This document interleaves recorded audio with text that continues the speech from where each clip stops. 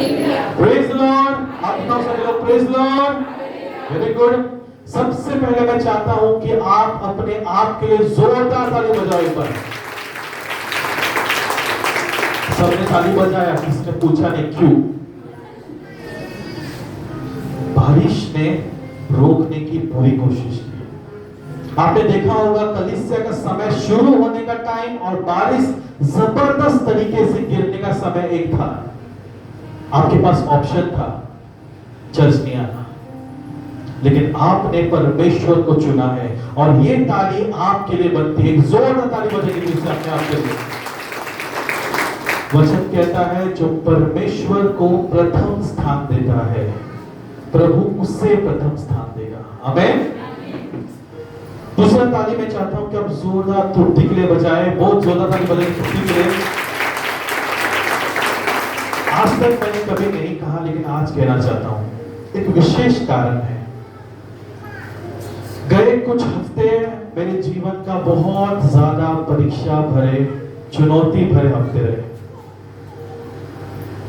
आज की जो आराधना तृप्ति ने लिया, भले ही देखने के लिए हमें लगा हो कि तो साधारण है, नॉर्मल है, लेकिन ताली की हकदार इसलिए है क्योंकि गए पूरे हफ्ते उसे सांस लेने तकलीफ हो रहा है।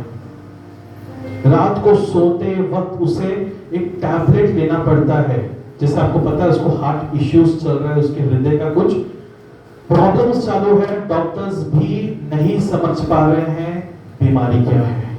हार्ट में कोई ब्लॉकेज नहीं, लेकिन हार्ट कमजोर हो रहा है। सांस लेने के लिए भी उसे तकलीफ होता है। चर्च को निकलने से पहले भी उसने एक चीज कहा, मुझे सांस लेने तकलीफ हो रहा है, सांस ले रुक रही है। फिर भी उसने चुनाव किया कि आज यहां खड़ा होकर परमेश्वर की महिमा करेगी। और आज तक के उसकी सभी आराधनाओं में ये आराधना प्रभु को सबसे ज्यादा पसंद आया। जोरदार ताली बजाइए। दुख तकलीफ सभी को आएगा, लेकिन क्या आप अपने दर्द में परमेश्वर के करीब आने का चुनाव करते हो? यह बेहद जरूरी है। आमीन। आज के वचन में बढ़ने से पहले क्वेश्चन पूछना चाहूंगा और मैं चाहता हूं ईमानदारी से हाथ उठाएं। ठीक है? हम में से कितने लोग रोज प्रार्थना करते हैं? ईमानदारी से हाथ उठाओ। प्रभु देख रहा है, पास्टर कुछ नहीं करेगा। ठीक है, सभी लोग ईमानदारी से प्रार्थना करते हैं। Very good. कितने देर प्रार्थना करते हैं? 5 मिनट करने वाले हाथ दिखाओ ईमानदारी से। 5 मिनट, 15 मिनट, बाप रे 15 मिनट वाला कोई नहीं। एक हाथ तो सबका उठा था, प्रार्थना करते हैं। ठीक, आज मैं प्रार्थना के विषय पे बात करना चाहता हूं। किसके विषय पे? एक क्रिस्ती का सबसे मजबूत हथियार है प्रार्थना। बोलो, अपने पड़ोसी से कहो प्रार्थना एक क्रिश्चियन का मजबूत हथियार है। अब सबसे पहले चीज ये जान लो कि क्या क्रिस्ती अकेला दुनिया में प्रार्थना करता है? नहीं, हर एक धर्म प्रार्थना करता है। चाहे कोई हिंदू हो, कोई मुसलमान हो, कोई सिख हो या ईसाई हो, हर एक इंसान प्रार्थना करता है। लेकिन क्रिश्चियन की प्रार्थना में ऐसा क्या है जो अन्य जाति की प्रार्थना में नहीं है? क्या है? बोलो, सामर्थ है। सामर्थ है। बोलो, मैं आपसे कहना चाहता हूं प्रियो, प्रार्थना में वो ताकत है कि आपकी परिस्थितियों को बदल सकता है। प्रार्थना में वो ताकत है कि आपके आने वाले कल को बदल सकता है। प्रार्थना में वो ताकत है कि मरा हुआ लाजर जिंदा हो सकता है। आमीन। कितने मुर्दे हैं? हाथ दिखाओ। कोई मुर्दा नहीं, सब जिंदा है। जिंदा लोग आवाज करते हैं। क्या करते हैं? मैंने आपसे पहले भी कहा था कि जब भी मैं वचन लूं आवाज करो। कोई चीज पसंद आया चिल्लाकर आमीन कहो, किसी को डिस्टर्ब नहीं होगा। आमीन। हम जिंदा परमेश्वर के मरे हुए बच्चे नहीं है, हम जिंदा परमेश्वर के। शक है? अभी भी शक है? तो जोर का बोलो, हम जिंदा परमेश्वर के, जिंदा परमेश्वर के, जिंदा परमेश्वर के। आपको पता है भाइयों बहनों का आवाज ज्यादा है, शर्म है भाइयों। आपको पता है अगर बहनों को शांत करा दो ना तो आवाज नहीं निकले किसी का। चलो कोई बात नहीं, आज मैं आपको वचन से दो चीजें बताने वाला हूं। पहला चीज, हर रोज प्रार्थना करने से क्या होगा और हर रोज प्रार्थना नहीं करने से क्या होगा। हमें बड़ा वचन है, थोड़ा सा ध्यान से समझो। हमें सबसे पहला चीज, प्रार्थना मतलब क्या होता है। प्रार्थना मतलब मुंह से निकलने वाले शब्द नहीं, दिल की पुकार होती है। बोलो, दिल की गहराई से यीशु मसीह को खोजना प्रार्थना है। मुस्लिम पढ़ते हैं दिन में 5 बार, लेकिन वो क्या करते हैं, वो रटा रटाया हुआ चीजें बोलते हैं। क्या करते हैं? बराबर नमाज पढ़ते दिन में 5 बार मुसलमान क्या करते हैं? रटा रटाया चीजें बोलते हैं। कैथोलिक चर्च, कैथोलिक चर्च में भी यही चीजें होते हैं। सभी चीजों का प्रार्थना रटा रटाया होता है, लिखा होता है। क्या आप अपने बाप से जब बात करते हो रटा रटाया स्क्रिप्ट पढ़ते हो?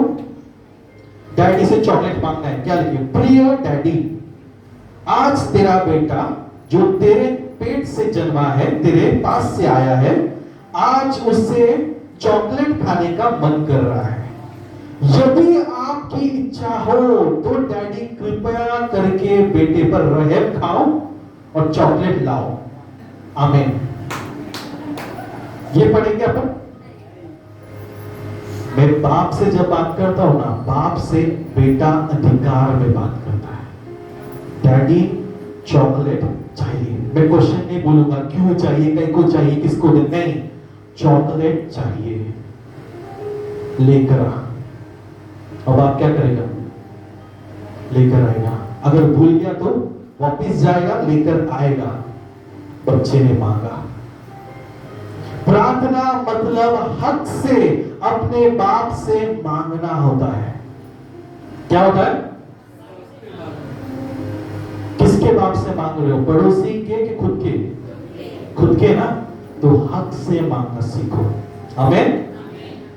जो भी व्यक्ति हर एक दिन प्रार्थना करता है उसके साथ कुछ अच्छी चीजें होंगे।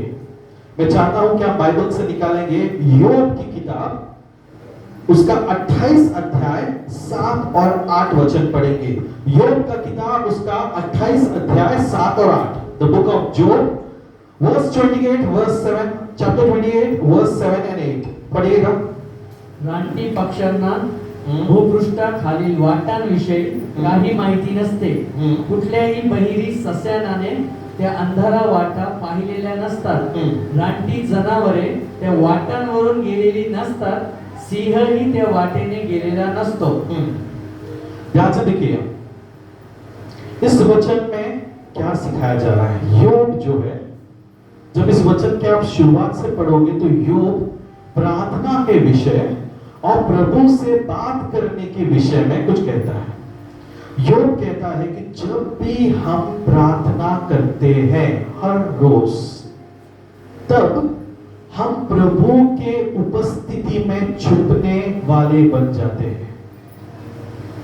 भजन संहिता 91 का 1 कितने को आता है? बाइबल स्कूल में, संडे स्कूल में आपने सीखा होगा ना, बोलिए। हाँ, बाइक में पढ़ो, बोलो बोलो। हाँ, वेरी गुड। ऐसा हमारी हालत है। बोलो संदेश जोर से। जो सबसे महान परमेश्वर के गुप्त स्थानों में छुपता है। क्या बोला है? गुप्त स्थान। परमेश्वर परमेश्वर के पास एक गुप्त स्थान है, जहां जब तुम छुपोगे वो तुम्हें बचा लेगा। परमेश्वर सबको क्यों नहीं बचाता? क्योंकि हम उस गुप्त स्थान में छुपना नहीं जानते। हमारी प्रार्थना कैसे होती है? 5 मिनट की प्रार्थना। क्या मांगेंगे? ये चाहिए, ये चाहिए, ये चाहिए, आमीन, खत्म। ये मांगना नहीं हुआ है। अगर आप में से किसी को नहीं आता प्रार्थना कैसे करना है, तो YouTube पर जाकर हमारे चैनल में प्रार्थना कैसे करें उस पूरे वचन को देखो। उसमें मैंने सिखाया है प्रार्थना के 3 प्रकार। क्या प्रकार है? बोलो, क्या प्रकार है? ऐसी हमारी हालत है, हम प्रार्थना करते हैं। अरे शर्म करो, यीशु मसीह आने वाला है और हम सोचते हैं स्वर्ग में आसानी से जाएंगे। पता है कितना डरावना वो बात है जब यीशु बोलेगा मैं तुझे जानता नहीं। क्या होगा?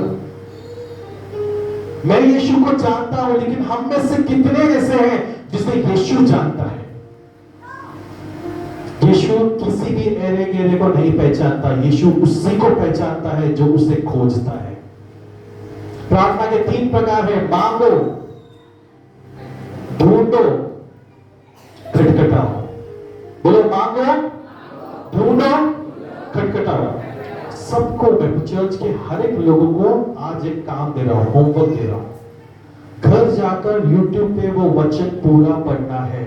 आने वाले संडे को मैं प्रश्न लिखकर आऊंगा, आपको उत्तर देना होगा और किसी को भी मैं खड़ा करके पूछूंगा प्रार्थना के विषय में क्या क्या सीखा। समझ में आ रहा आपको? तैयारी रखना बेहद जरूरी है।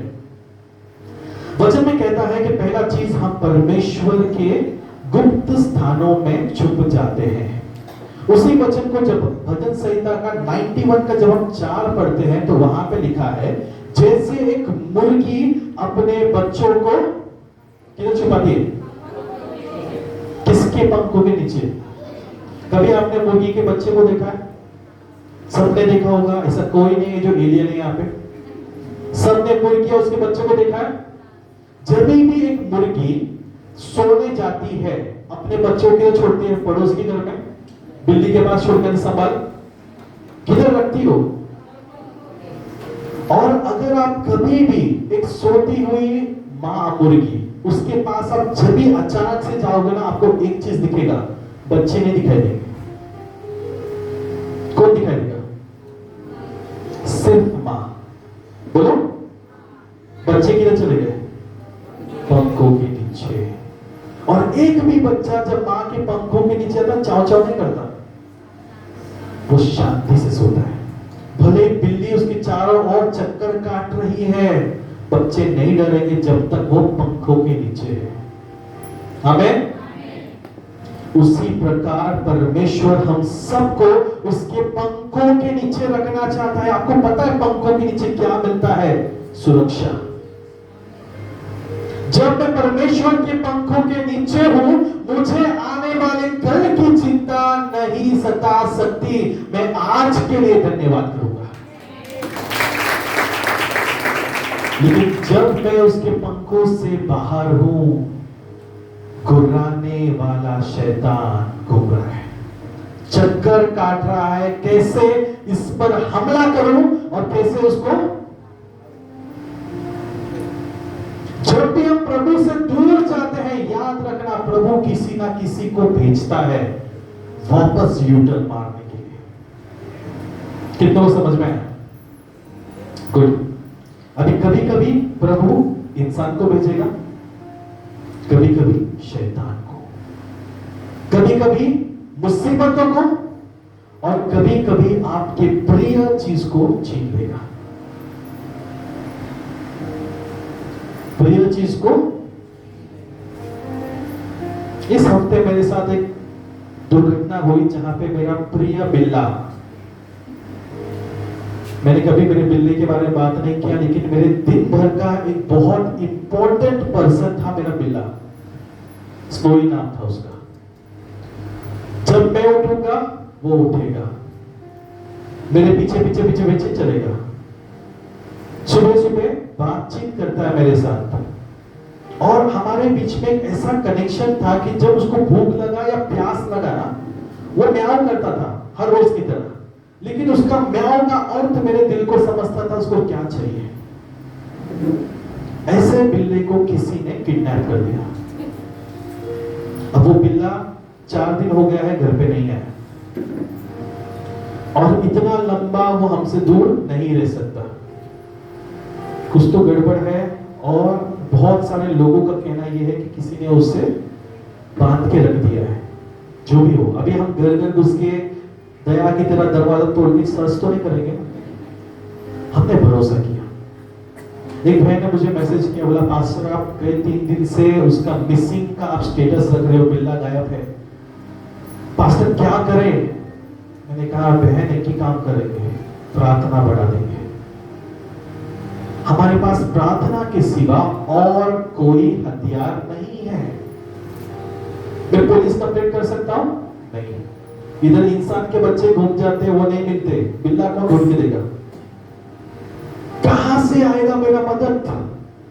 मुझे पता है मेरा बिल्ला वापस आएगा, और चर्च में सबके सामने कहता हूं, वेदी पे से ये मेरा विश्वास है, मेरा प्रभु उसको आज नहीं तो कल वापस छुड़ा कर सही सलामत लाएगा, और सारी महिमा उसी को मिलेगी।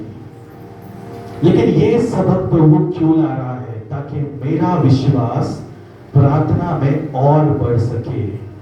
आमीन। और जब हम रोज प्रार्थना करते हैं, हम उसके गुप्त स्थानों में बस जाते हैं।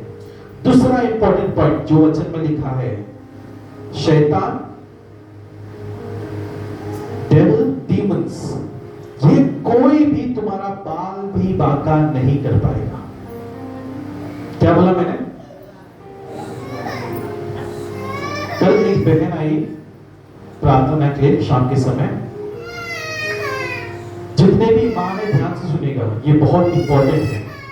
सिस्टर प्लीज भाग लीजिए। एक बहन आई, उसके शायद से 5 या 7 साल की बच्ची होगी। 31 मई तक, 31 मार्च तक वो बच्ची बहुत हेल्दी, अच्छी खासी, गोल मटोल थी। लेकिन 3 महीने में उस बच्ची के ऊपर एक ऐसे शैतान ने हमला किया कि वो देखते देखते उसके शरीर की आधा हो गई, पतला हो गई, और उसके पेट में, छाती के पास अचानक से एक दर्द उत्पन्न होता है, और वो दर्द के कारण वो झटपटाती है और उल्टी करती है। गए 3 महीने में आप सोचिए वो बच्चे का वजन आधा से कम हो गया है, और अगर ऐसा ही चलता रहा तो बच्ची बचेगी नहीं। शैतान में ताकत है, लेकिन मेरा खुदावन उससे कहीं ज्यादा ताकत है। और जब कल मैं उस बच्ची के लिए दुआ कर रहा था, उसके अंदर जो शैतान था, जिस रूप में था, वो दिखाई दे गया। और मैंने उनसे कहा कि मैं ऐसे ऐसे ऐसे व्यक्ति को देख रहा हूं, और तभी उन्होंने अपने मोबाइल से एक फोटो दिखाया, और वो फोटो मैच कर गया। और उन्होंने कहा कि ये औरत हमारी पड़ोसन है। और इस मई में, इस मार्च में, जब ईस्टर था, 31 मार्च को ईस्टर था, ईस्टर के बाद उसने मेरी बच्ची को कुछ खाना दिया है, और उस दिन से मेरी बच्ची का ये हालत है। और वो बच्ची खुद कबूल कर रही है कि जब से उस औरत ने मुझे खाना दिया, उस दिन से मैं कंटिन्यू बीमार पड़ रही हूं। इन्होंने बताया नहीं, परमेश्वर बताता है। आमीन। कहने का मतलब क्या है प्रियो? आज हम एक ऐसे पीढ़ी में जी रहे हैं जहां पे जलन चरम सीमा पे है। भले ही मेरा जिंदगी बर्बाद है, कोई फर्क नहीं पड़ता, बाजू वाले का अच्छा नहीं होना चाहिए। भले ही मेरा पति जेल में बैठा है, कोई परवाह नहीं, मेरे पड़ोसी का पति अच्छा नहीं रहना चाहिए, उसकी टांग भी टूटनी चाहिए। ये संसार में हम जी रहे हैं जहां पे आपके हमला करने के लिए लोग किसी भी हद तक गिर सकते हैं, किसी भी हद तक। एक मासूम बच्ची से इस औरत का क्या लेन देन? लेन देन ये था कि इसकी खुद की बच्ची पढ़ाई में भोंदू है, पड़ोसी की बच्ची अच्छा पढ़ती है, अब क्या जलन? तेरी बच्ची पर कुछ कर रहा, बाबा को बोल इसको अक्कल दे। बाबा वो नहीं कर सकता। बाबा लोग भलाई का काम नहीं कर सकते, बर्बादी का करेंगे। इसका बर्बादी होना चाहिए, मेरे पड़ोसी की बच्ची है वो मरनी चाहिए, हो जाएगा। मेरी बच्ची है उसको बुद्धि आना चाहिए, टॉप रैंकर बनना चाहिए, नहीं हो सकता। मेरे प्रभु के पास दोनों ऑप्शन है, वो बर्बादी भी कर सकता है और आबाद भी कर सकता है, यदि तुम उसके अनुसार चलो तो। आमीन। सभी माओ से कहना चाहता हूं, अपने बच्चों को बेहद सावधान रखो, बेहद सावधान। किससे मिल रहा है, किसके पास जा रहे हैं, सावधानी रखो। अगर आज तुमने अपने बच्चों को डांटा नहीं, उन्हें सही रास्ता नहीं दिखाया, याद रखना तुम अपने आने वाले कल को अपने हाथों से तोड़ रहे हो। कोई दो राय नहीं, तुम्हारा बच्चा बड़ा बनेगा और क्या बनेगा, पापी, और तब तुमको नर्क क्या होता है दिखाएगा।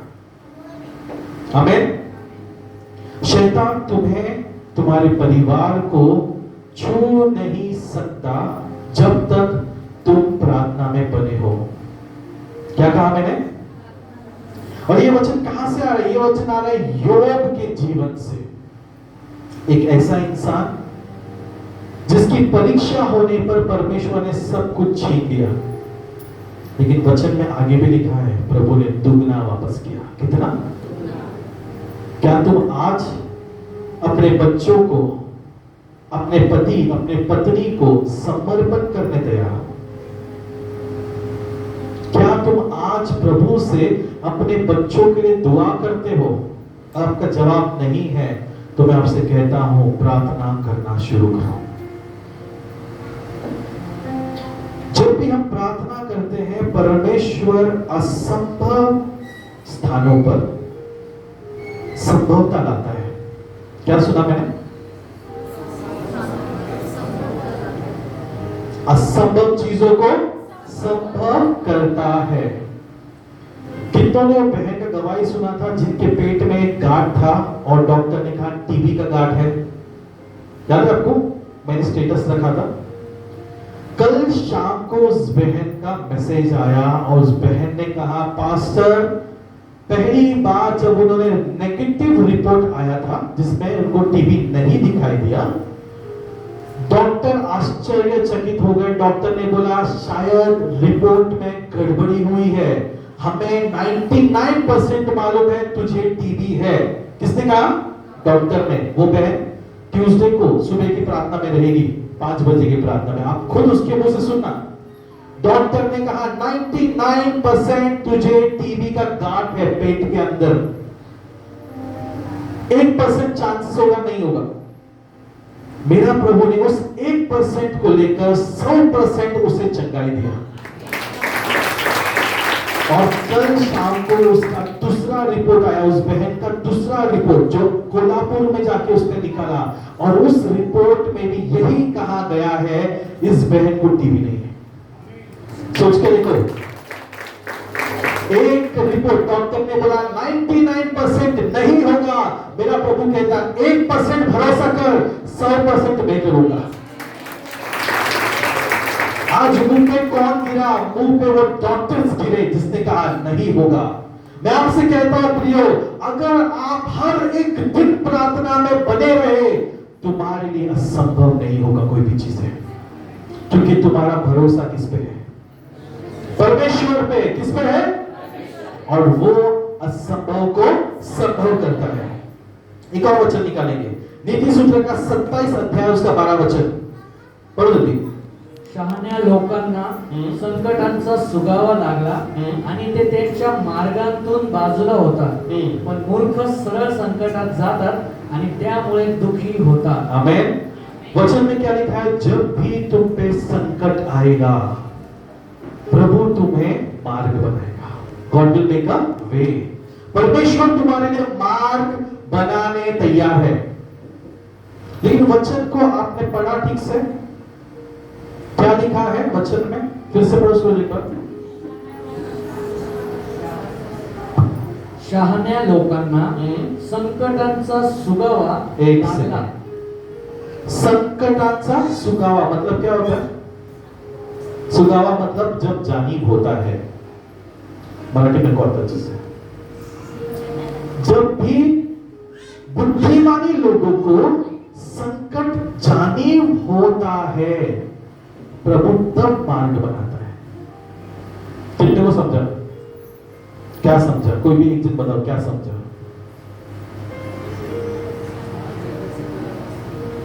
शहाण्या लोकांना संकटांची जेव्हा जाणीव होते तर ते मार्गातून बाजूला होतात. वो तो लिखा हुआ है, समझा क्या? प्रभु उनको बोलो सिस्टर। संकट आने वाला होता है तो वो मतलब वो शाना इसीलिए है कि प्रभु पर उसका भरोसा है कि प्रभु उसको किसी न किसी चीजों से उसको पता चलता है कि कुछ संकट आने वाले हैं, वो सावध होता है। ओके। सिस्टर का कहना है कि वो शाना इसलिए है क्योंकि उसका भरोसा प्रभु पे है और प्रभु उसको सावधान करता है। ठीक है, लेकिन वचन में मैं क्या दिखा रहा हूं? संकट आएंगे। पड़ोसी से कहो संकट आएंगे। पीछे वाले से कहो संकट आएंगे। बाइबल में लिखा है संकट नहीं आएगा। आपको पता है, मैंने कुछ प्रचारकों का वचन सुना। एक ऐसे प्रचारक को सुना, उसने कहा कि एक बार मेरे यीशु के पास आओ, संकट गायब हो जाएंगे। भाई क्या सीखा है? किधर लिखा है? कौन से बाइबल के कौन से अध्याय में लिखा है संकट नहीं आएंगे? तुम क्रिस्ती हो, मुसलमान हो, हिंदू हो, सिख हो या कोई भी धर्म को मानो या न मानो, संकट आना तय है। ऐसा कोई इंसान नहीं जो संकटों का सामना नहीं करेगा। लेकिन प्रभु कहता है कि जब तुम पर संकट आएंगे, मैं तुम्हें बचा लूंगा।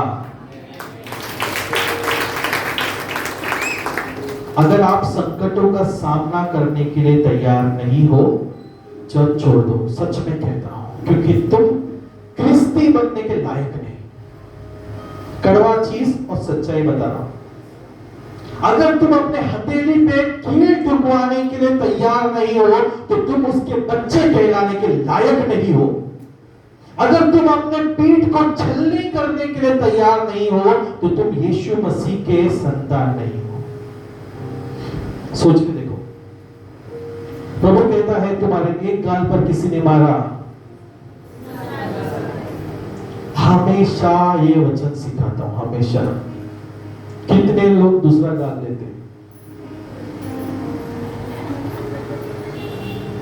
बोलो, कोई नहीं देता। अगर दूसरा गाल दे भी दिया तो मुंह चालू रहेगा। फायदा क्या? क्या फायदा जब मेरे को कोई चमाट लगा रहा है और मैं गाली दे रहा हूं? मैंने आपको बताया था एक बार ट्रेन में, जब मैं क्रिस्ती नहीं था, तब एक महाक्रिस्ती को मैंने ट्रेन में देखा, प्रभु का वचन प्रचार करता हुआ। जवान लड़का, मेरे से तो बड़ा ही था। अब उसके दिल में प्रभु गाना गा रहा है, मेरा वचन प्रचार कर। मैं ना चाहता हूं कि आप बुद्धिमानी क्रिस्ती बनो। क्या बनो? बेवकूफ क्रिस्ती नहीं। मुंबई का अगर आप लाइफस्टाइल जानते हो, तो सभी लोग काम पे से छूटने के बाद दिन भर का बॉस की गालियां, दिन भर जो जो सुना है, जो जो झेला है, चिड़चिड़े रहते। कैसे रहते? ऐसा गरम तवा रहते कि अगर तुमने हाथ लगा दिया चटका देगा। अब ऐसे लोग एक छोटे से डब्बे के अंदर घुसेड़े जाते हैं, कचरे की तरह। खड़ा होने के लिए जगह नहीं है, बैठने को जगह नहीं, नंबर पे खड़ा है भाई, तेरे बाद मेरा। ऐसे चिड़चिड़े गुस्से लोग को शांति की जरूरत है। क्या चाहिए? और जब एक इंसान अब घर के बारे में सोच रहा है, ऑफिस का तो हो गया, अब घर में जाएगा, बीवी गाली देगी, बच्चे परेशान करेंगे, अब बीवी टॉर्चर करेगी, मैं क्या करूं। वो मेंटली इस चीज के लिए प्रिपेयर कर रहा है। उस बीच में एक प्रभु का स्वर्गदूत उतरता है ट्रेन में, जो शांति से बैठा है। अचानक से प्रभु ने बात किया, उठ गया।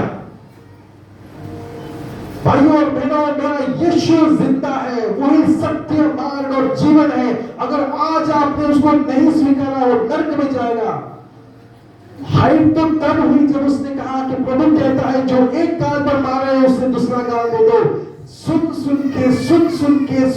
के इसके पड़ोस में बैठा एक बुजुर्ग आदमी चिड़चिड़ा हो गया। उसने उठ के बोला, भाई चुमट, हम थके हारे घर जा रहे हैं, मुंह बंद कर, शांति रख। अब इसने चालू किया, हे सांप के पिल्लो, तुम प्रभु के वचन को नहीं रोक सकते। अब तुम्हें अगर कोई सांप का पिल्ला बोला तो एक कॉम्प्लीमेंट मानूं या इसको मैं एक बुराई मानूं? भाग तुझे काट खींच दिया। अब मैं देख रहा हूं, मैं 3-4 रो पीछे हूं। मैं, मेरा दोस्त को पता है मैं क्रिश्चियन हूं, क्योंकि मैं उनको जब भी मौका है प्रभु को बताता हूं। अब वो दोस्त देख रहा है मेरी ओर, वो जा रहा था बचाने, मैं उसका हाथ पकड़ा, रुक जा, प्रोग्राम पूरा होने दे, नहीं तो हम पिट जाएंगे। अब जब ये ड्रामा चालू है, जैसी एक गाल पे बैठा, उसने अपना जबान खो दिया। आंखों से आंसू टपक रहे हैं और मुंह से श्राप निकल रहे हैं। जो भी प्रभु का वचन का निरादर करता है वो सूअर के समान है, तुम नरक में जाओगे, ये हो जाएगा, वो हो जाएगा। बुढ़ा आदमी बोला, तुम चुप रहेगा कि नहीं? इसे नहीं सुना, दूसरा भाग। फिर भी चलो, मेरे प्रभु की वजह से मेरा हाथ पैर बंध गया, नहीं तो क्या करता, बॉक्सिंग करता उसके साथ। अरे बुढ़ा आदमी है, बाप की उम्र का आदमी है, तो उसको मारेगा? प्रभु में देर तो उसको मारेगा। 15 से 20 मिनट तक वो भौंकता रहा। मैं वचन नहीं बोलूंगा क्योंकि वो भौंक रहा था। वचन प्रचारक ऐसे नहीं होते। वो भौंकता रहा। बुढ़ा आदमी थक गया, वो बैठ गया। उसके आजू बाजू के लोग अरे भाई तू शांत हो जा। चालू रहा। इसको उठा के दरवाजे के पास ले गए, बोला अब फेंक देते क्या, लेकिन उसको शांत करवाया, सब शांत करवाया, सब हो गया। वहां से निकले। अब जब यहां से निकलने के बाद मेरा दोस्त बोला, क्या तू भी ऐसी बनने वाला है क्या? मैं बोला, भाई मैं क्रिस्ती हूं, पागल नहीं। क्या हूं मैं? क्रिस्ती हूं। प्रभु कहता है, सांप की तरह चतुर रहो और कबूतर के समान मासूम। तुम्हें पता होना चाहिए कब, किसको और कैसे प्रचार करना है। रास्ते पे खड़े होकर यीशु यीशु चिल्लाने के दिन चले गए। आज तुम्हारा यीशु यीशु करना किसी और पर डंडे बरसाएगा। कहीं पे कोई एक क्रिश्चियन गलती करता है और किसी और गांव में क्रिस्तियों को मारा जाता है। कारण क्या है? एक मूर्ख क्रिस्ती। अभी वो इतना बड़बड़ करने की जगह ट्रेन में प्रार्थना करता कि प्रभु इन लोगों का उद्धार कर, इन लोगों के लिए कुछ कर। प्रभु पर्सनली हर व्यक्ति के लिए किसी स्वर्गदूत को भेजता जो उन्हें रास्ते पर लाता। लेकिन मैं ट्रेन के अंदर सबके सामने यह दिखा रहा हूं कि एक क्रिश्चियन कैसा पागल होता है। और मैं उसे क्रिश्चियन नहीं कहूंगा क्योंकि वो यीशु के समान नहीं था। क्या आपने कभी देखा यीशु को कहीं भी खड़े होकर सिखाते वक्त? नहीं। यीशु तब सिखाता जब भीड़ उनके पीछे चलने लगती। बाइबल खोल के जरा पढ़ो। यीशु ने कभी भी छत के ऊपर खड़े होकर नहीं चिल्लाया। यीशु तब वचन सिखाता जब भीड़ उसके पीछे पीछे आती वचन सुनने के लिए।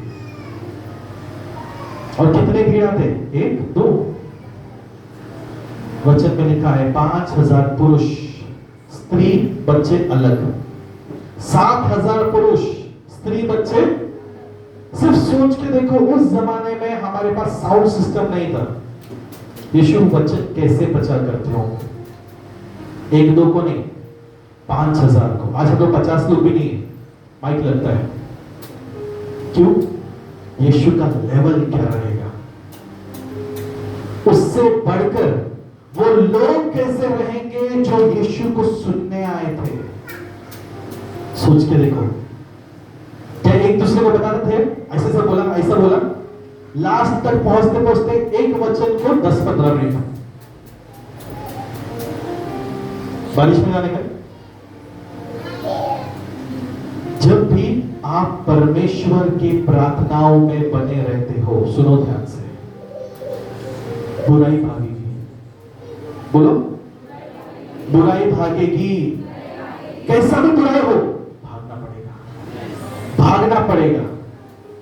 क्या इसका ये मतलब है मैं हॉस्पिटल नहीं जाऊंगा? बोलो, दवाई लेना छोड़ दूंगा? प्रभु ने कहीं भी ये नहीं कहा।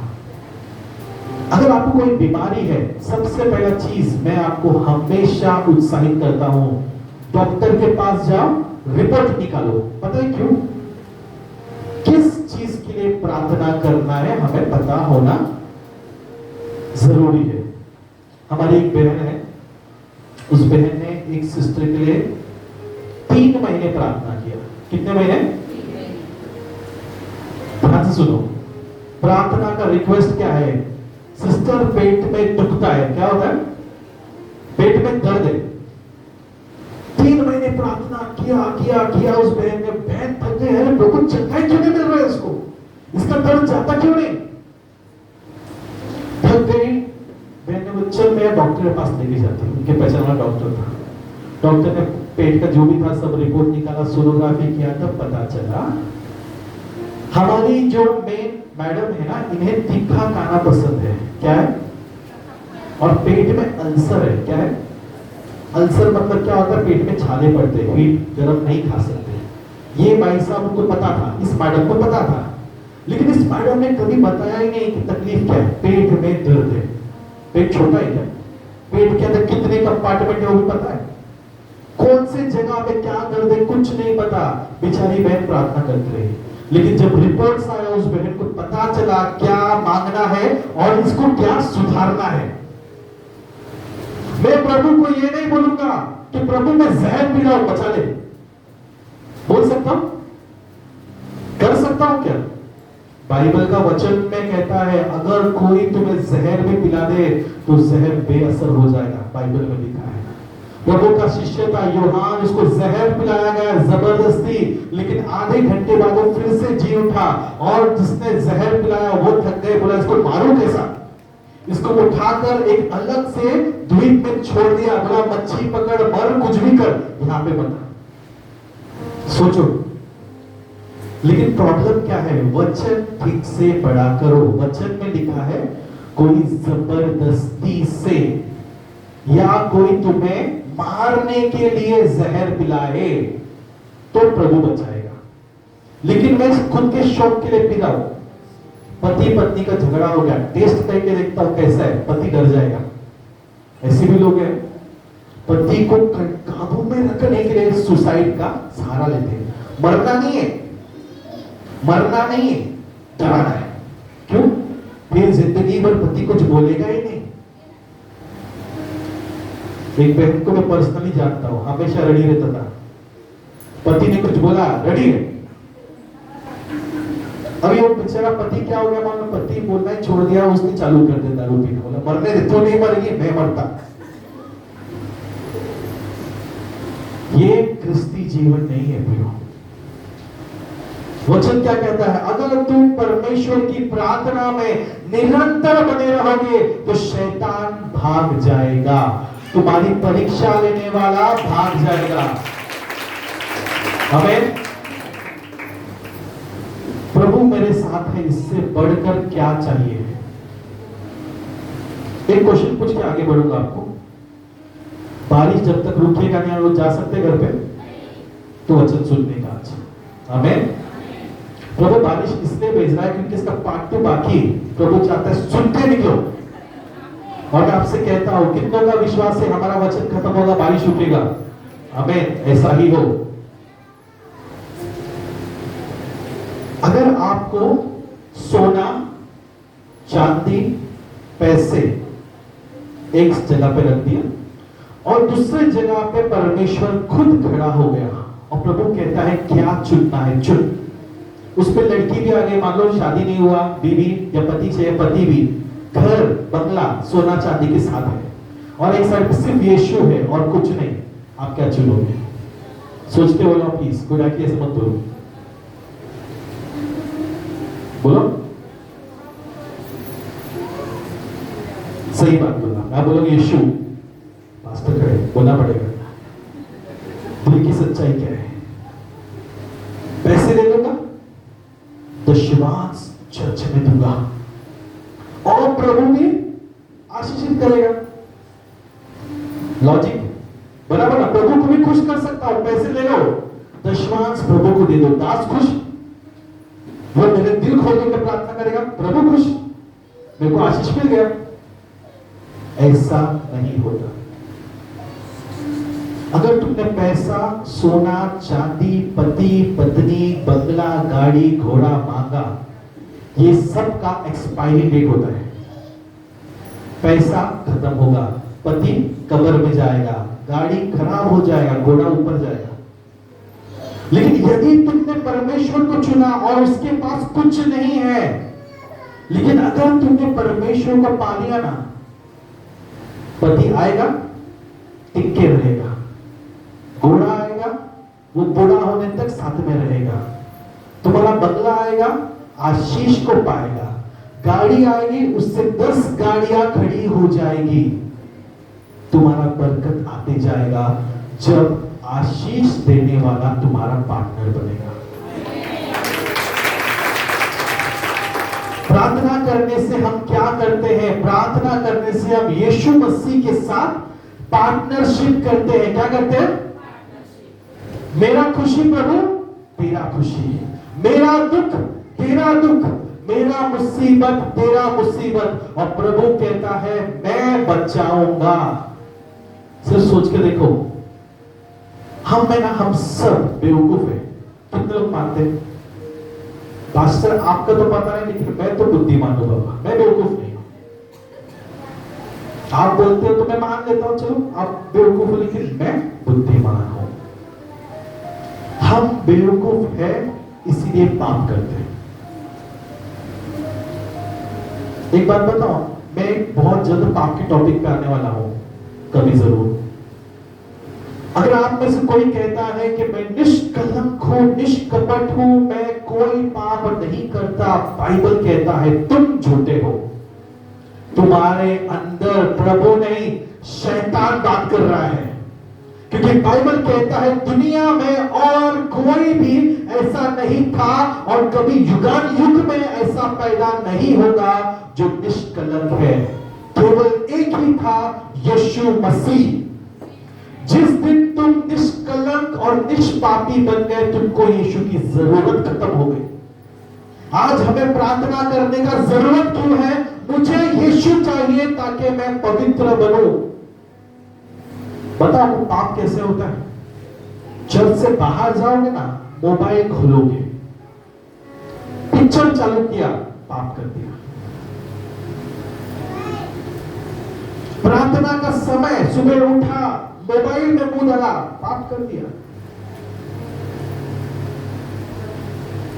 टीवी में मैंने सास बहू के झगड़े देख लिया, मैंने पाप कर लिया।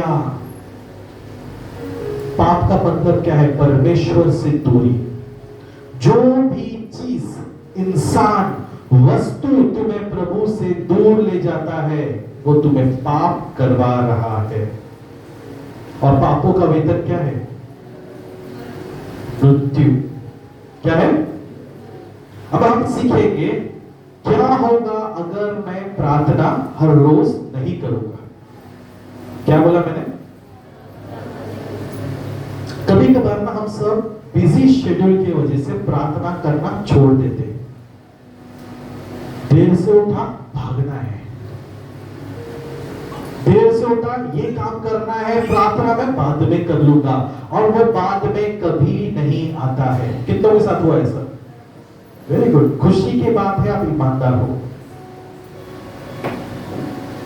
मैं आपसे कहता हूं, जब भी आप पाप या प्रार्थना जब आप नहीं करोगे ना, आपके साथ क्या क्या होने वाला है उसका एक लिस्ट आपको बताना चाहूंगा। सबसे पहले हम निकालेंगे योग का 15 अध्याय 14 से लेकर 21 वचन तक पढ़ेंगे। योग का 15 अध्याय 14 से 21।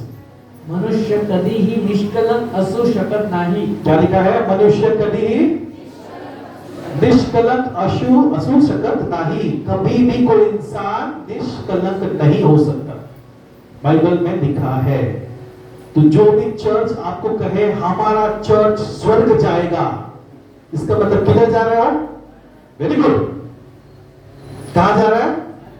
और ऐसे नमूने चर्चेस भी जो आपको बोलेंगे हमारा चर्च पवित्र, हमारे बच्चे पवित्र। तुम खुद सबसे बड़े पापी और तुम्हारे बच्चे क्या रहेंगे फिर?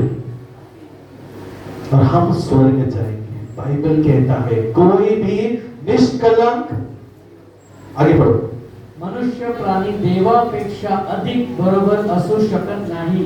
कभी भी कोई भी व्यक्ति यीशु मसीह से ऊपर,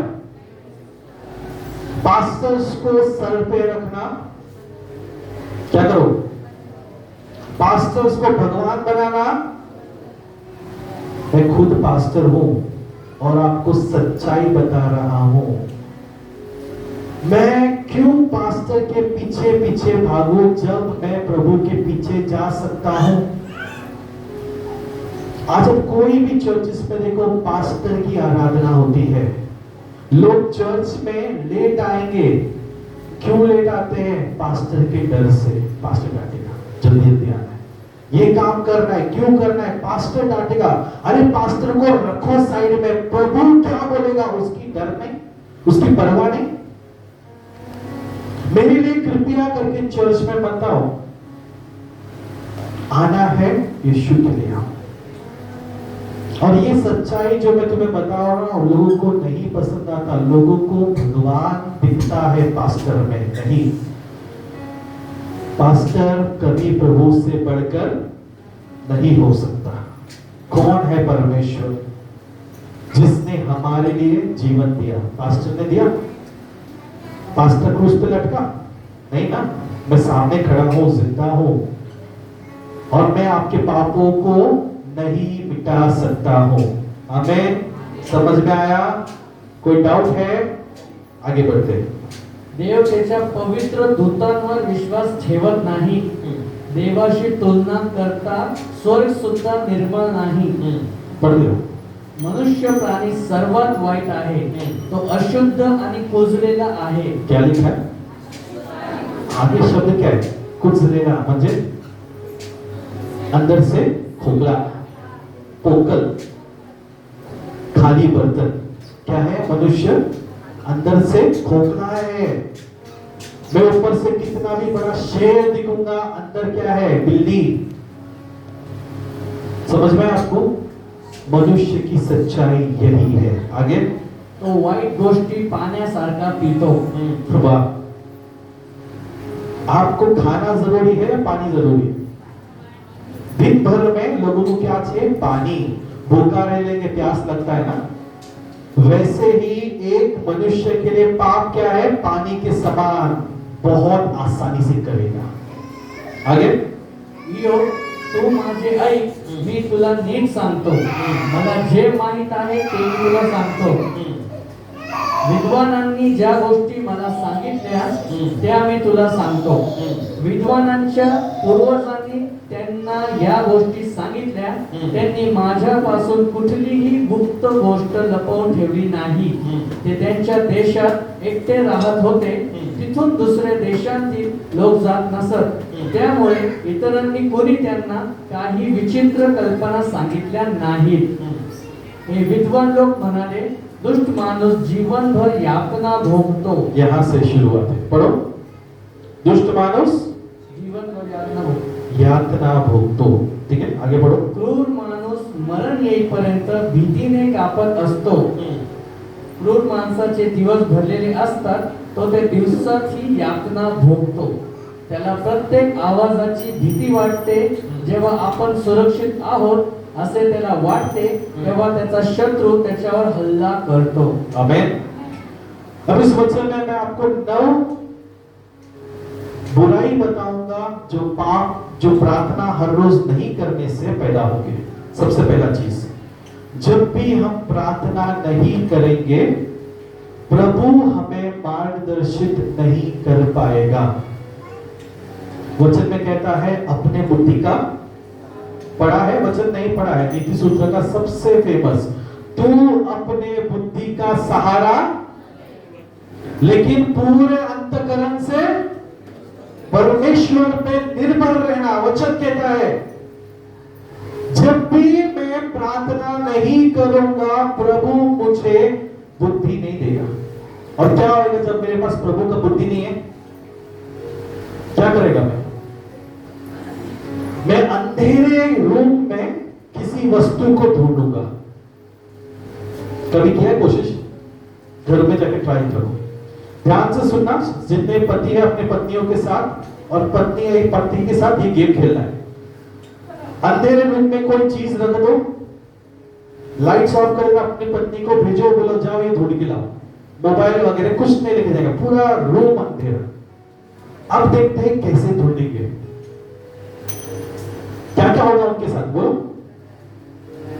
क्या होगा? टकराएंगे चीजों से.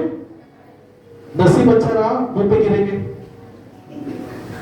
और ज्यादा उनका नसीब अच्छा रहा तो कोई चोट जख्म लगेगा. लेकिन क्या वो अंधेरे रूम में वस्तु ढूंढ पाएंगे? वैसा ही होगा जब कोई व्यक्ति प्रार्थना करना छोड़ देता है, प्रभु उससे बुद्धि नहीं देगा और वो क्या रहेगा? भटकता रहेगा. क्या करेगा? मिस्र के लोग 40 साल भटके. कितने? कौन से मिस्र से? यहूदी जो निकले मिस्र से, जब उन्होंने परमेश्वर के विरोध कुड़कुड़ाना शुरू कर दिया, प्रभु ने बोला ठीक है अब तू अपने रास्ते को नाप. 40 साल तक रास्ता नापते रहे, गोल गोल गोल गोल गोल गोल. और पहाड़ कहां पे था? सन्नाई पहाड़ कहां पे था? जस्ट कुछ घंटे की दूरी पे दिखाई दे रहा है, पहाड़ दिखाई दे रहा है, लेकिन अंधे हो चुके थे. क्या हो चुके थे? 40 साल घूम रहे, चक्कर काट रहे. 40 साल. दूसरा पॉइंट, जब भी तुम प्रार्थना करना बंद कर देते हो तुम गलतियों में गिरोगे. किसमें? बुद्धि नहीं है तो मैं क्या करूंगा? गलती करूंगा. और गलती क्या करेगा? मुझ पर मुसीबत को लाएगा. क्या लाएगा? एक उदाहरण समझाता हूं. किसी लड़की ने किसी लड़के का दिल तोड़ दिया. अभी दिल तोड़ा मतलब वो लड़का 100% प्रभु से दूर था, बराबर. प्रभु के पास होता तो ऐसे दिन नहीं देखने पड़ते. अब ये होने के बाद उसके पास 2 ऑप्शन आएगा. पहला, मैं अपने दर्द को लेके, टूटे दिल को लेके प्रभु के पास जाऊं, पश्चाताप करूं, या फिर दोस्तों के पास जाऊं. और इंसान कैसे जाता है? क्यों? हमको भरोसा है दोस्त मुंह खोल के बोलेगा. प्रभु बात नहीं करता पास्टर, मैं कैसे, अपना दिल टूटा है, मेरे को कौन सांत्वना देगा? बाइबल कहीं को रखा है, अचार डालने के लिए. बाइबल में यीशु मसीह के शब्द लिखे हैं, पढ़ो, वो बात करता है. लेकिन हमको बाइबल नहीं पढ़ना, हमको कोई भविष्य वक्ता जैसा व्यक्ति सिखाना है. और तब हमें हमारा सर्वज्ञानी दोस्त दिखता है, जो सर्वगुण संपन्न व्यक्ति है, वो आएगा और हमें समझाएगा. एक गई दूसरे आएगी, टेंशन मत ले. जब दारू पीते हैं मन हल्का हो जाएगा. ज्ञानी बाबा ने बोला, क्या बोला? क्या बोला? अभी शुरू हो गया लड़का का दूसरा सफर, जिंदगी का एक ऐसा सफर जो उसे मार रहा है दोस्तों की बदौलत. जब भी हम प्रार्थना नहीं करेंगे हम पापों में गिरेंगे. तीसरा चीज, जो भी प्रार्थना नहीं करता है उसके पास उजाला नहीं है. क्या नहीं है? बाइबल का वचन कहता है परमेश्वर के शब्द हमारे पैरों की क्या है? ज्योति है। किसकी ज्योति है? कभी इस वचन को सोचा आपने? बाइबल बहुत बार पढ़ा होगा, कभी इस वचन पे दिमाग लगाया क्या? पैरों की ज्योति बोला, दिमाग की ज्योति क्यों नहीं बोला? ट्यूबलाइट इधर जलता है कि पैरों में जलता है? बोलो, पैर में क्यों बोला परमेश्वर ने? नींद आ रहा है, लोरी गा रहा हूं क्या? नहीं ना? प्रार्थना करो प्रभु से, करूं क्या? नहीं ना? तो इधर जागो, सोने वाले जागो। प्रभु ने कहा मेरा वचन तुम्हारी पैरों की ज्योति है। पैरों की ज्योति क्यों? अंधेरे कमरे में तुम्हारे पैरों पर रोशनी पड़ना जरूरी है, क्योंकि जब तुम्हारे आगे क्या है दिखेगा तब तुम चल पाओगे। मेरे दिमाग में अगर लाइट इधर पे मैंने हेलोजन लगा दे सर पे, नीचे क्या दिखेगा मेरे को? कुछ नहीं ना। तुम्हारी रोशनी पैरों में होनी चाहिए ताकि तुम आगे चल सको। बाइबल बहुत डिटेल है, जो बुद्धिमान है उसको समझेगा। चौथा चीज, तुम अंधकार में फंस जाओगे। कहां फंस जाओगे? तुम्हें राक्षस, भूतनी, चुड़ैल भी ऐश्वर्या दिखेगी, अप्सरा दिखेगी जब तुम पापों में फंसते हो। और इस बात से मेरे बहुत सारे भाई सहमत होंगे, बहन भी सहमत होंगे। कई बार मैं देख रहा है लोग है ना सुंदर आदमी को देख के शादी करते हैं। किसको देख के?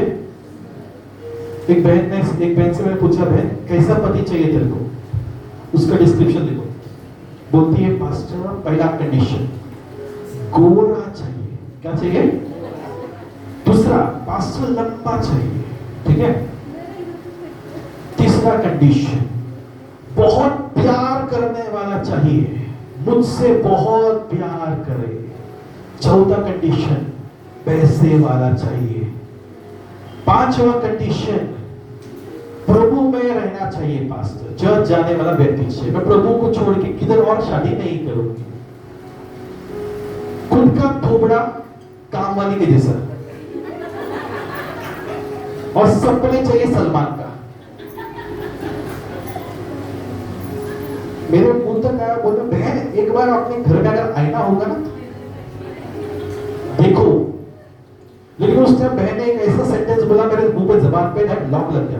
बोला हमारा पास्टर सिखाते हैं, सूरज को भी कहा था एक पास्टर ने, हमारे पास्टर कहते हैं कि जैसा पति चाहिए वैसा मांगो, प्रभु तुमको डिजाइन करके देगा। जरूर जी भाई साहब, वो डिजाइन करके आपको देगा। अब वो सॉफ्टवेयर में से उसकी मां के पेट में जाने के लिए 9 महीने, वहां से पैदा होने के बाद तुम्हारा भी 25 साल, वो जब 20 साल का होगा तब तो तुम 45, 45, 50 हो गए, तो हम बुढ़ी से शादी करेगा? सोचो। हम प्रभु को सिखाते हैं हमको क्या चाहिए, वो हमारा बाप है, उसको मालूम है क्या देना है। और ऐसे गलतियों में ना बहुत सारे बहन फंस जाते हैं, भाई फंस जाते हैं। पास्टर मैंने ऐसी अप्सरा के लिए प्रार्थना की और पूरा क्वालिटी पास्टर इस लड़की में दिख रहा है। बाइबल में लिखा है शैतान रूप बदलता है। बोलो, जो स्मार्ट है समझ गए, शैतान रूप बदलता है। अब तुमने मांगा प्रभु से, शैतान सुन रहा है। शैतान ने बोला भाई डिजाइन कर, फटाफट अपने डिजाइनर को बुला, लड़की को बना रेडी। ऊपर से दिखने में अप्सरा, अंदर का सॉफ्टवेयर क्या है? पूरा खराब शैतान। शादी तो कर लिया, शादी करना मजा नहीं है, शादी को मरते दम तक टिकाना उसमें मजा है। जब अप्सरा का रूप उतर गया, वो प्यार भरा समय निकल गया, आंखें खुल गए, फिर क्या भाई किस शैतान से शादी किया? अब उसको रास्ते में दिखने वाले भिखारी झाड़ू भी मारेंगे बेचारे को, बोलेगी ये काश ये मेरी बीवी होती, मेरे को आदर सम्मान देती। मेरे घर में अप्सरा रखा है जो मेरे को बोलती है निकल। किसने चुना? मैंने चुना। क्यों हो रहा है? क्योंकि तुम अंधकार में भटक गए हो। ये मत सोचो कि तुम्हारी प्रार्थना सिर्फ यीशु सुनता है, शैतान जल्दी सुनेगा क्योंकि बाजू में खड़ा है। उसको ज्यादा कुछ नहीं रहता है क्या मांगने वाला है, ताकि तुमको कैसे फंसाए उसे पूरा योजना रखना होता है। एक प्रभु का बहुत बड़ा दास बिली ग्राहम, वो कहते हैं कि हर एक चीज जो मेरे दरबार में या मेरे रास्तों में आती है, जरूरी नहीं कि वो प्रभु की ओर से हो। हर एक पसंदीदा चीज जो मेरे को चाहिए, अगर मुझे मिले, जरूरी नहीं कि प्रभु ने भेजा हो। शैतान भी भेजता है, शैतान भी भेजता है। और अगर तुमने चुन लिया ना, तुम प्रभु की कॉलिंग से दूर चले जाओगे। घर जाके एक बहन है जिसका नाम है कैथरीन कुलमैन, इसका गवाही कभी सुनना। दुनिया की सबसे टॉप फीमेल पास्टर्स में से एक थी, ऐसी पावरफुल व्यक्ति। लेकिन उसने भी पूरा अभिषेक होते हुए भी उसने गलत व्यक्ति से शादी करने का चुनाव किया। और शादी करने के बाद पता चला वो आदमी शादीशुदा था। उसके बाद प्रभु से दूर चली गई। 3 साल तक उसकी सेवकाई बंद हो गई। अब उसके नाम पर उसका पति ऐश करता।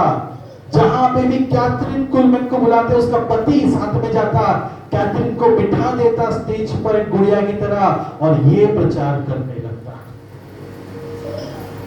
3 साल बाद प्रभु ने उसके दिल को ऐसा तोड़ा, वो रोते रोते सुसाइड करने के लिए एक पार्क में जाके बैठ गई। उसने कहा, रात होते ही मैं मर जाऊंगी प्रभु। उस बेंच पर, उस गार्डन के बेंच पर जहां कोई नहीं था, प्रभु आके उससे कहा, तुझे तेरा पति चाहिए या मैं चाहिए, चुनाव कर। और उसने उस समय अपना जीवन फिर से प्रभु को दिया। और प्रभु ने क्या किया, उसका टूटा हुआ सेवकाई को दुगना बढ़ा दिया। पति से अलग करके उस औरत को इतना अभिषेकित कर दिया कि वो चलती थी और लोग गिर जाते थे। अभिषेक, प्रार्थना भी नहीं करती, सिर्फ अपने काम से रास्ते में चलती थी, अड़ोस पड़ोस के लोग गिर जाते थे। इतना सामर्थ उस औरत पे था। उसने दाम चुकाया। आमीन।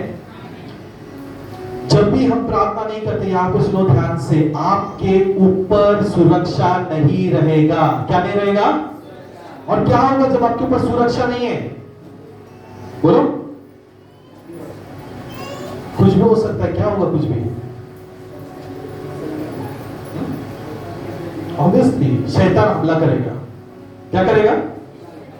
हमला करेगा। तुमने प्रार्थना करना बंद कर दिया, हमला जरूर होगा।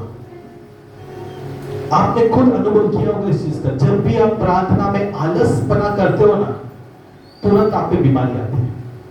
प्रभु को धन्यवाद करो कि वो बीमारी देके छोड़ दिया। शैतान को छोड़ता तो क्या करता? कब्र में ले जाना पड़ता। समझा? प्रार्थना उतना जरूरी है जितना तुम्हारा सांस लेना जरूरी है। जब भी तुम प्रार्थना नहीं करोगे, बहुत आसानी से गिर जाओगे। आसानी से, आसान बन जाता है तुम्हें गिराना। और जब भी तुम प्रार्थना नहीं करोगे, तुम्हारे परिवार पर क्षमा नहीं आएगा। एक बात यहां पे मैं आगे बताऊंगा, प्रभु का अनुग्रह क्या है। जब भी तुम प्रार्थना नहीं करते हो, प्रभु का रहम नहीं आता है। क्या नहीं आता है? मैं धन्यवाद करता हूं मेरे परमेश्वर को, वो मुझ पर रहम करता है हर दिन। कोई कुछ भी कहे, पास्टर ऐसा, पास्टर वैसा, मुझे उस साइड में रखना है, मुझे उससे कोई लेना देना है। मेरा प्रभु मुझ पर रहम करता है, और ये सबसे बड़ा है। मैं वो नहीं जो लोग कहेंगे, मैं वो हूं जो मेरा प्रभु कहता है। आमीन।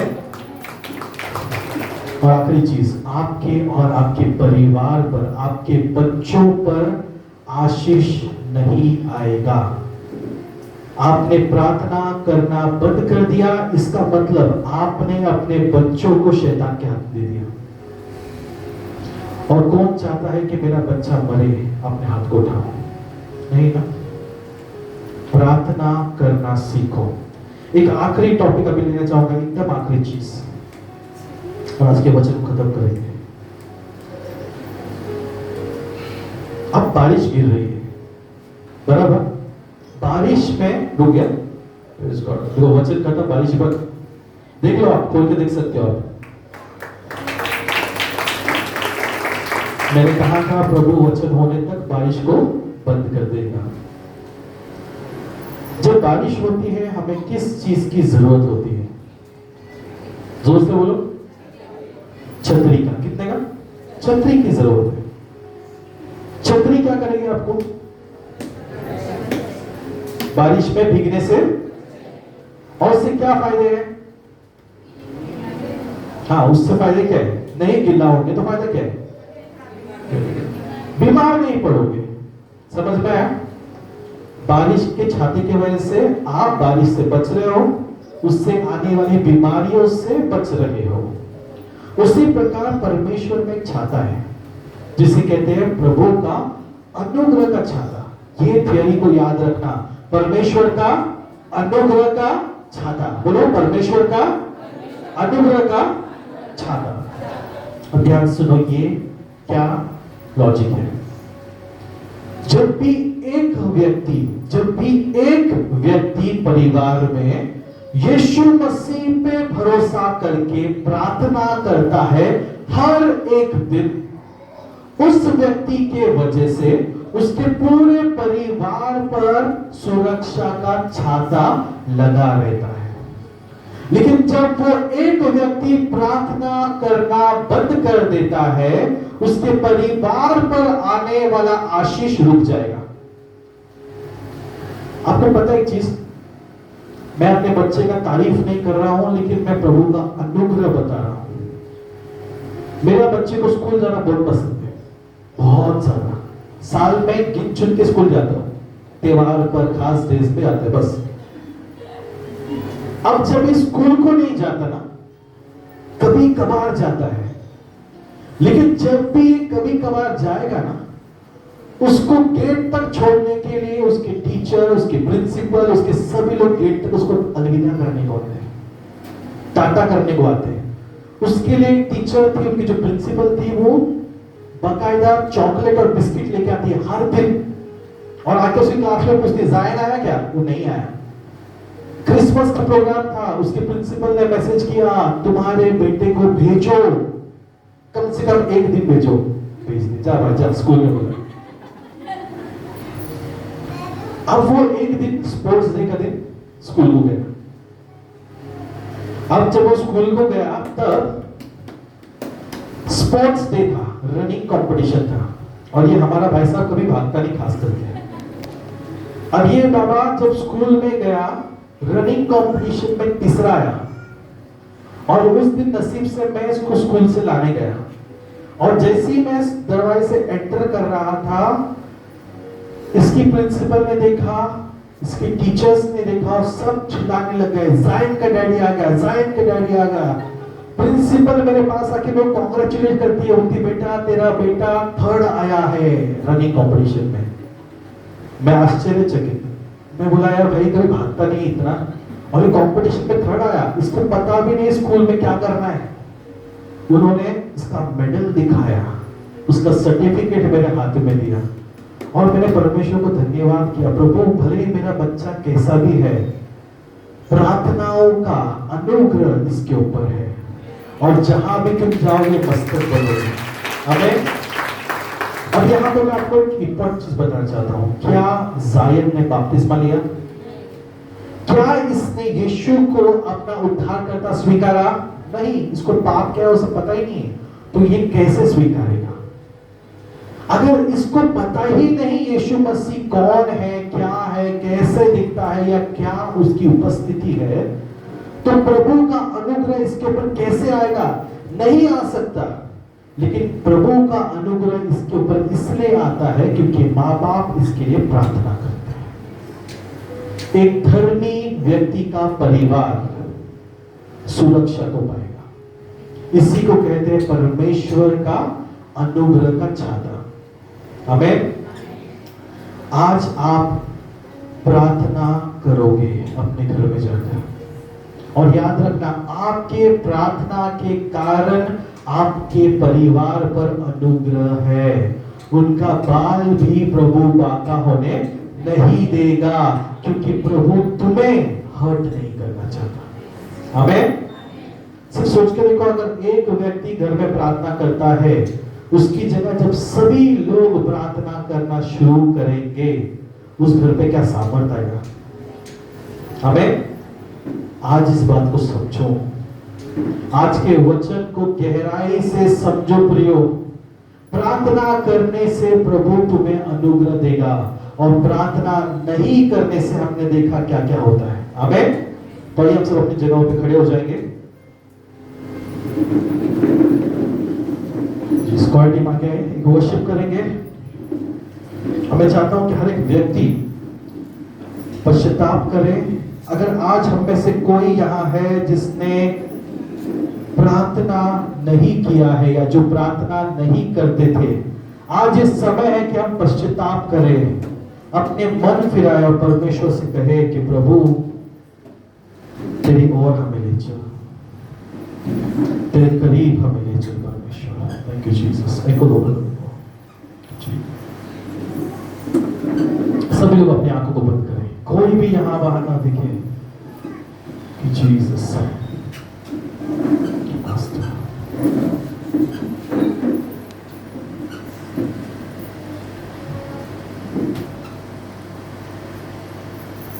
आइए हम प्रभु को धन्यवाद करें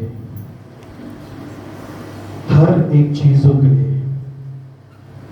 प्रभु को हम धन्यवाद करें आज के दिन के लिए, हमारे हाथ पैर सही सलामत रखने के लिए धन्यवाद करें। आइए हम प्रभु को धन्यवाद करें उसके छोटे छोटे अनुग्रह के लिए, हमें यहाँ पे लाने के लिए धन्यवाद करें, हमें अपने घरों में ले जाने के लिए धन्यवाद करें, एक नया दिन दिखाने के लिए धन्यवाद करें, एक अनुग्रह से भरपूर, आरोग्य से भरपूर शरीर देने के लिए धन्यवाद करें। वो महान परमेश्वर है, वो हमें कभी लज्जित नहीं होने देगा। और उसका वचन कहता है, एक माँ अपने बच्चे को भूल जाएगी, लेकिन मैं तुझे कभी नहीं भूलूंगा। मेरे प्यारे परमेश्वर, आज इस समय हम दुआ करते हैं प्रभु, यदि हम में से कोई ऐसा है जो प्रार्थना नहीं करते थे, आज हमने वचनों से अगुवाई को पाई है। परमेश्वर, प्रार्थना करना कितना जरूरी है। हमारे पापों को, गुनाह, गलती, अपराधों को क्षमा कर।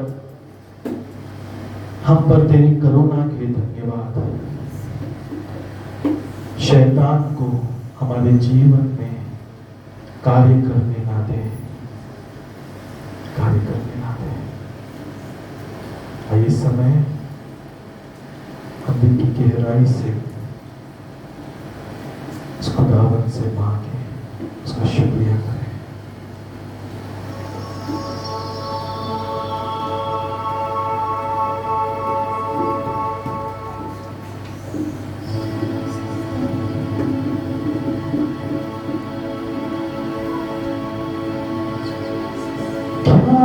सकता हूँ, क्या ला सकता हूँ, कहता तुझे बस शुक्रिया।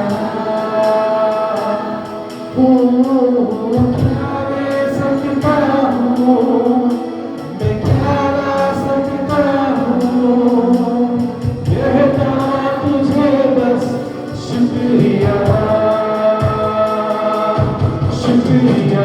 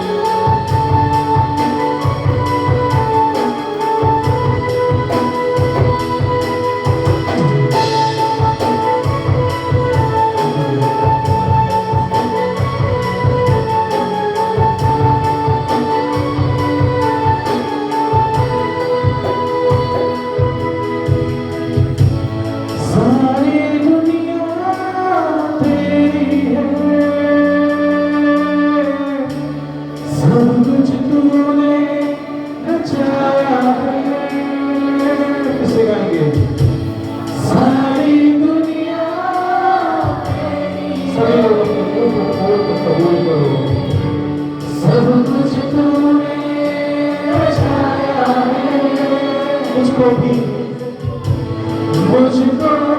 तूने बनाया है, तेरे जैसा किया है। क्या मैं सकता हूँ, क्या मैं सकता हूँ, कहता मुझे बस शुक्रिया, यीशु के नाम से। क्या मैं सकता हूँ, क्या मैं सकता हूँ, कहता तुझे बस शुक्रिया, शुक्रिया, ओ शुक्रिया, ओ शुक्रिया, तेरा शुक्रिया,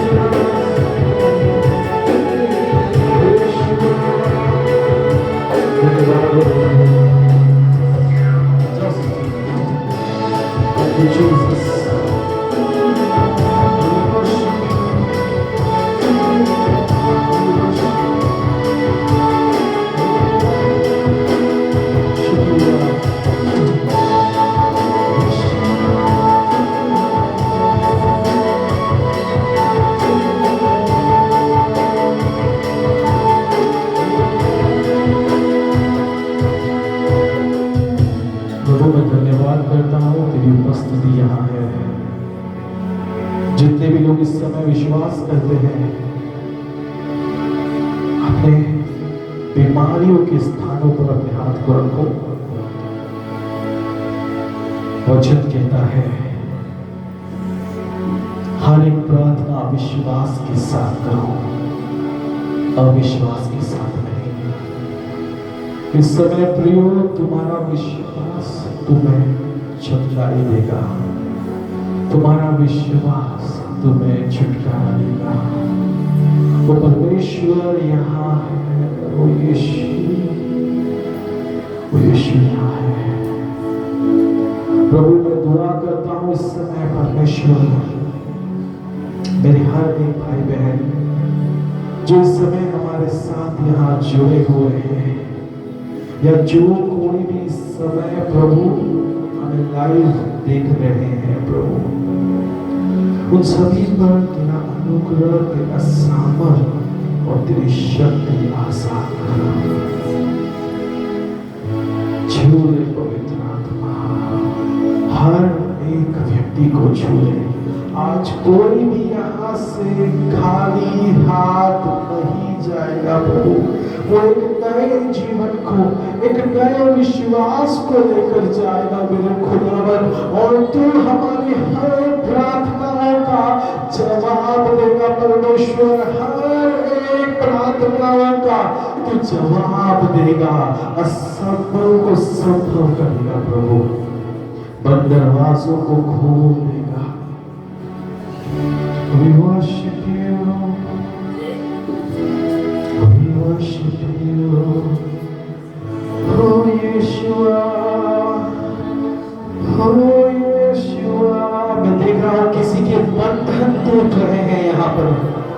कोई तो यहाँ पर ऐसा है जिसका बंधन परमेश्वर तोड़ रहा है। We worship, oh शुक्रिया, शुक्रिया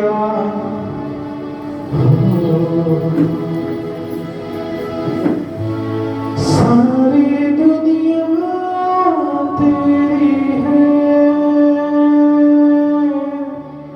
सब कुछ तूने रचाया है,